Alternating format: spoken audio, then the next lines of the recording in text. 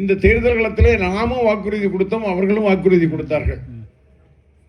ஆனால் நாம் மகளிர் உரிமை தொகையாக 2000 கொடுப்போம் என்று சொன்னால், 2500 கொடுப்போம் என்று சொன்னால், சொன்னது மட்டுமல்ல, எல்லா மகளிருக்கும் நான் அதாவது நம்ம தேர்ந்தெடுத்து கொடுத்தாலும் அவங்க எல்லா மகளிருக்கும் 2500 கொடுப்பேன்னு சொன்னார்.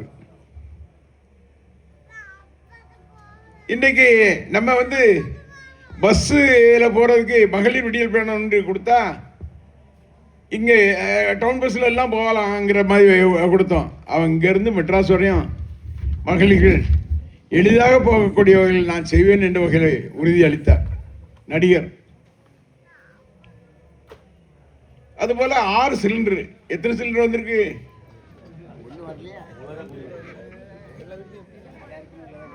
6 சிலிண்டர் தரேன்னு சொன்னாரு. கல்யாணம் நடக்குன்னு சொன்னா அவங்களுக்கு 1 பவுன் நகையும் 1 பவுன் இதுவும் பட்டு புடவையும் கொடுக்குன்னு சொன்னார். மாமனார் சீரனுக்கு வகையில் இன்னைக்கு 1 கிராம் தாய்மாமன் தங்க மோதிரங்கிற வகையில் என்ன பண்ணியிருக்காங்கன்னா, ஆஸ்பத்திரியில் நம்ம அரசு ஆஸ்பத்திரியில் பிறக்கிற குழந்தைங்களுக்கு மட்டும் கொடுப்போம், மற்றவங்களுக்கு கொடுக்க மாட்டோம். அதுவும் ஒழுங்காக கொடுக்காங்களாங்கிறது பார்க்கணும். இன்னைக்கு விலைவாசி எடுத்துக்கொண்டால் அரிசியிலிருந்து பருப்பிலிருந்து எல்லாமே அதிகமான விலை ஏற்றம். இன்றைக்கு எண்ணெயிலிருந்து எல்லாமே விலை ஏறி போச்சு. இன்னைக்கு கரண்ட் பிரச்சனை எப்போ போகுது எப்போ வருதுன்னு சொல்லாம நம்ம 1000 கட்டிட்டு இருந்தோம்னா இன்னைக்கு 2000 ரூபா கரண்ட் பில் கட்டுற மாதிரி சூழ்நிலையை உருவாக்கிட்டாங்க.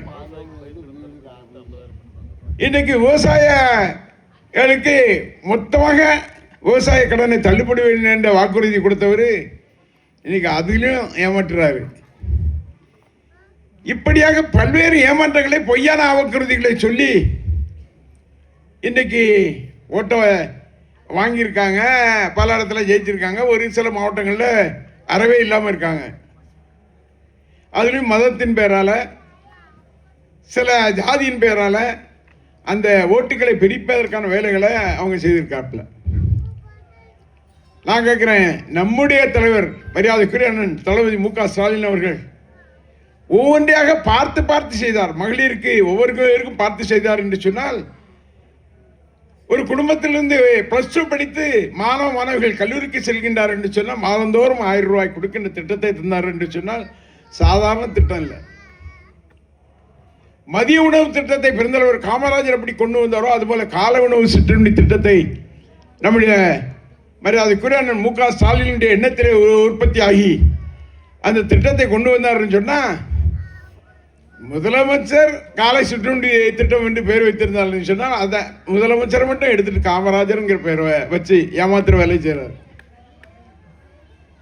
எந்த திட்டம் கொண்டு வந்தாலும் அந்த பேரை மட்டும் மாத்திட்டு, நான் சொல்றேன், இன்னைக்கு ஆட்சியில் இருக்கவங்க ஏதாவது புதிய திட்டங்களை கொண்டு வரணும், அதுக்கு பெயர் வைக்கணும். ஆனாலும் இந்த நம்முடைய அண்ணன் மு க ஸ்டாலின் அவர்கள் கொண்டு வந்த திட்டத்தை கொண்டு வந்தா அதில் உள்ள பெயரை மட்டும் மாத்திட்டு கொண்டு வந்தாரா இவர் கொண்டு வந்த திட்டமா? அது நான் கேட்கிறேன், சவாலா சொல்றேன். எங்களுடைய அண்ணன் மு க ஸ்டாலின் அவர்கள் கொண்டு வந்த திட்டத்தை, எந்த திட்டத்தையாவது உங்களால் நிறுத்த முடியுமா? அதை மகளிர் உரிமையை தொட்டு பார்க்க முடியுமா? காலை உணவு திட்டத்தை தொட்டு பார்க்க முடியுமா? விடியல் பயணத்தை தொட்டு பார்க்க முடியுமா? இந்த மாணவர்களுக்கு +1 +2 செல்கின்ற மாணவர்களுக்கு மாதந்தோறும் 1000 ரூபாய் கொடுக்கின்ற திட்டத்தை தொட்டு பார்க்க முடியுமா? விவசாயிகளுக்கு கொடுக்கின்ற திட்டத்தை தொட்டு பார்க்க முடியுமா? இன்றைக்கு நம்முடைய கழகத்தினுடைய தலைவர் மரியாதைக்குரிய அண்ணன் மு க ஸ்டாலின் அவர்கள் ஒவ்வொரு திட்டத்தை ஆய்வு செய்து அந்த பயனை செய்கின்ற வகையில் செய்திருக்கின்ற திட்டங்கள் இன்றைக்கு பல்வேறு திட்டங்கள். ஆனால் இன்றைக்கு பொய்யான வாக்குறுதிகளை சொல்லி, பொய்யான ஏமாற்று வேலைகளை சொல்லி இன்றைக்கு ஆட்சிக்கு அவங்க வரல. 108 சீட்டு தான். இப்ப துணைக்கு யாரெல்லாம் போயிருக்கான்னா, காங்கிரஸ் நம்மகிட்ட இருந்து ஜெயிச்சுட்டு காங்கிரஸ் போயிருக்கான். இங்க இருந்து ஜெயிச்சுட்டு 2 கம்யூனிஸ்ட் போயிருக்கு.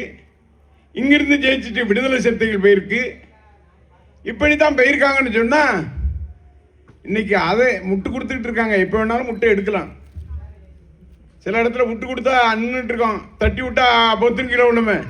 அதை மாதிரி இந்த ஆட்சி வெகு சீக்கிரத்திலே விழக்கூடிய சூழ்நிலை இன்னைக்கு உருவாயிருக்கு. செய்திகளை உடனுக்குடன் தெரிந்து கொள்ள கீழ்கண்ட கேபிள் மற்றும் டிடிஎச் நெட்வொர்க்குகளில் எம்நாடு செய்தி தொலைக்காட்சியை காணுங்கள். பாதகம் செய்பவரை கண்டால் நாம் பயம் கொள்ளலாகாது பாப்பா. மோதி மிதித்து விடு பாப்பா, அவர் முகத்தில் உமிழ்ந்து விடு பாப்பா. அண்மை செய்திகளை உடனுக்குடன் தெரிந்து கொள்ள இணைந்திருங்கள் எம்நாடு தொலைக்காட்சியுடன்.